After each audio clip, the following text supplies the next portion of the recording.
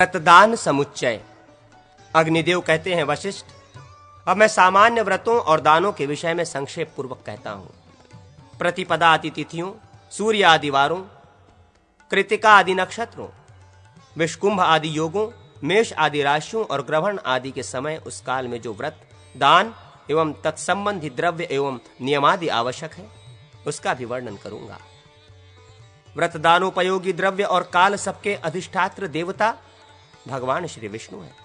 सूर्य, शिव, ब्रह्मा, लक्ष्मी आदि सभी देवी देवियां श्री हरि की ही विभूति हैं। इसलिए उनके उपदेश से किया गया व्रत, दान और पूजन आदि सब कुछ देने वाला होता है। श्री विष्णु पूजन मंत्र। जगतपत्ते समागच्छ आसनम पाद्य मध्य करम मधुपर्क चायम चाम स्नानम वस्त्रम गंधकम पुष्पम धूपम च दीपम च नैवेद्यादि नमोस्तुते। जगतपते, आपको नमस्कार है।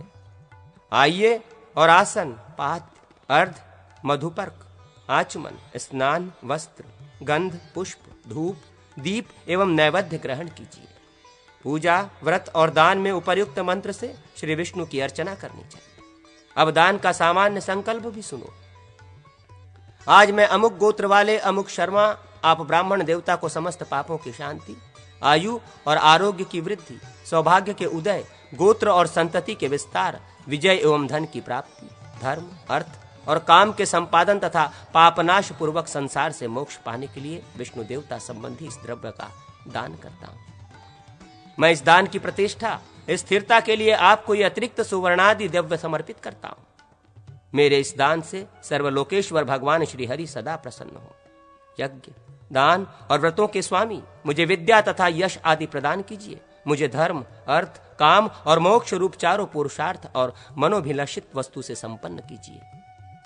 जो मनुष्य प्रतिदिन इस व्रत का दान समुच्चय का पठन अथवा श्रवण करता है, वो अभिष्ट वस्तु से युक्त एवं पाप रहित होकर भोग और मोक्ष दोनों को प्राप्त करता है। इस प्रकार भगवान वासुदेव आदि से संबंधित नियम और पूजन से अनेक प्रकार के तिथि, वार, नक्षत्र, संक्रांति, योग और मनमत्सरादि संबंधी व्रतों का अनुष्ठान सिद्ध होता है। धन के प्रकार, देश काल और पात्र का विचार, पात्र भेद से दान के फल भेद, द्रव्य देवताओं तथा दान विधि का कथन। अग्निदेव कहते हैं, मुनिश्रेष्ठ, अब मैं भोग और मोक्ष प्रदान करने वाले दान धर्मों का वर्णन करता हूं। सुनो। दान के इष्ट और पूर्त दो भेद हैं। दान धर्म का आचरण करने वाला सब कुछ प्राप्त कर लेता है। बावड़ी, कुआं, तालाब, देव मंदिर, अन्न का सदाव्रत तथा बगीचे आदि बनवाना पूर्त धर्म कहा गया है, जो मुक्ति करने वाला है।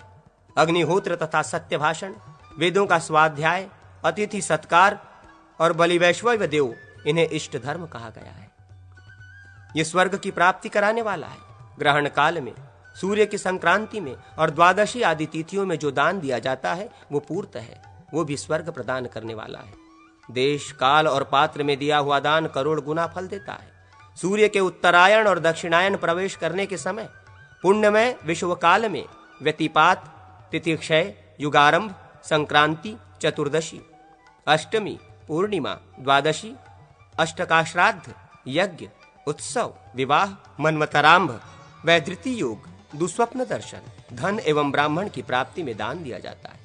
अथवा जिस दिन श्रद्धा हो उस दिन या सदैव दान दिया जा सकता है। दोनों अयन और दोनों विषुव, ये चार संक्रांतियां, षडशितमुखा नाम से प्रसिद्ध चार संक्रांतियां तथा विष्णु पदा नाम से विख्यात चार संक्रांतियां, ये 12 संक्रांतियां ही दान के लिए उत्तम मानी गई हैं। कन्या, मिथुन, मीन और धनु राशियों में जो सूर्य की संक्रांतियां होती हैं, वे षडशितमुखा कही जाती हैं। वे 86 गुना फल देने वाली है। उत्तरायण और दक्षिणायन संबंधी मकर एवं कर्क की संक्रांतियों के अतीत और अनागत पूर्व या पर घटिकाएं पुण्य मानी गई हैं। कर्क संक्रांति की 30-30 घड़ी और मकर संक्रांति की 20-20 घड़ी पूर्व और पर की भी पुण्य कार्य के लिए विहित है। तुला और मेष की संक्रांति वर्तमान होने पर उसके पूर्वा पर की 10-10 घड़ी का समय पुण्य काल है। षडशितिमुखा संक्रांतियों के व्यतीत होने पर 60 घड़ी का समय पुण्यकाल में ग्राह्य है। विष्णुपदा नाम से प्रसिद्ध संक्रांतियों के पूर्व पर की 16 घड़ियों को पुण्यकाल माना गया है। श्रवण, अश्विनी, धनिष्ठा को एक आश्लेषा के मस्तक भाग अर्थात प्रथम चरण में जब रविवार का योग हो तब ये व्यतिपात योग कहलाता है।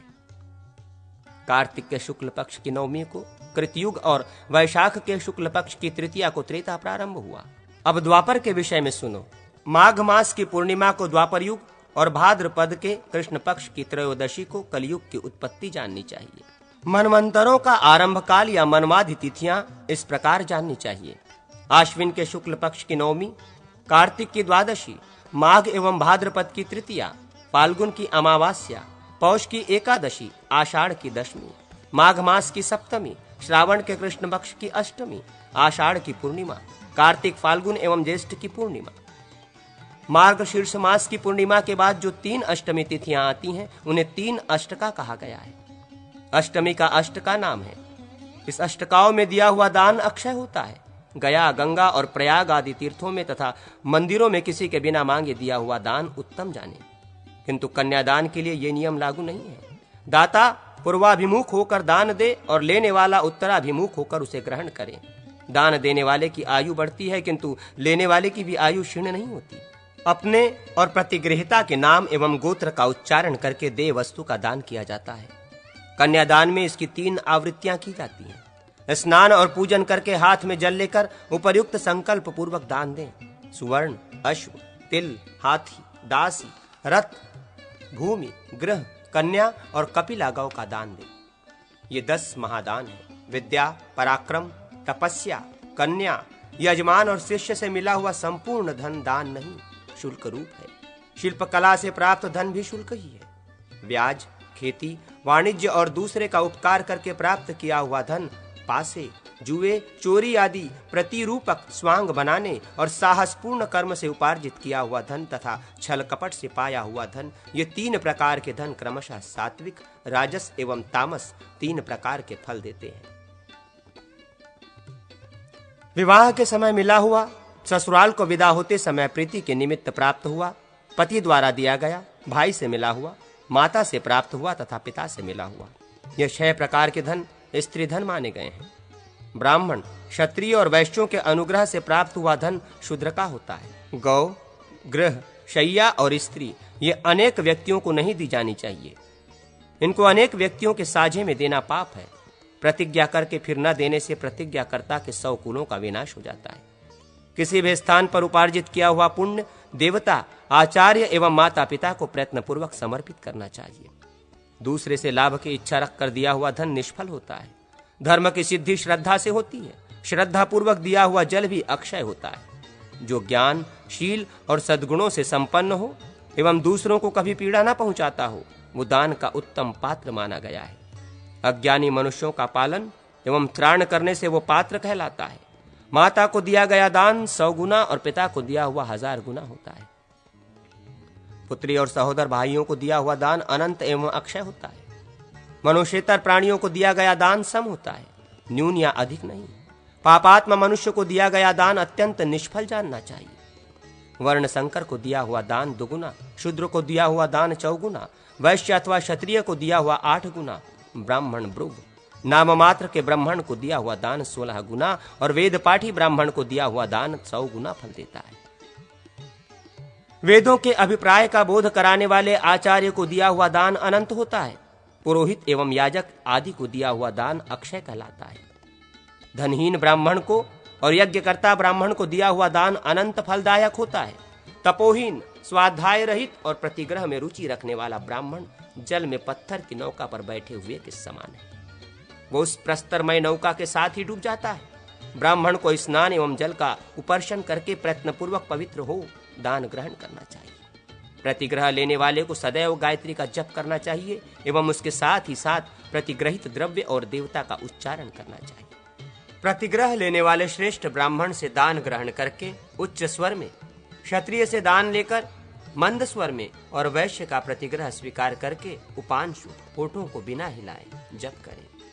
शूद्र से प्रतिग्रह लेकर मानसिक जप और स्वस्ति वाचन करें। मुनिश्रेष्ठ, अभय के सर्व देवगण देवता हैं, भूमि के विष्णु देवता हैं, कन्या और दास दासी के देवता प्रजापति कहे गए हैं। गज के देवता भी प्रजापति ही हैं।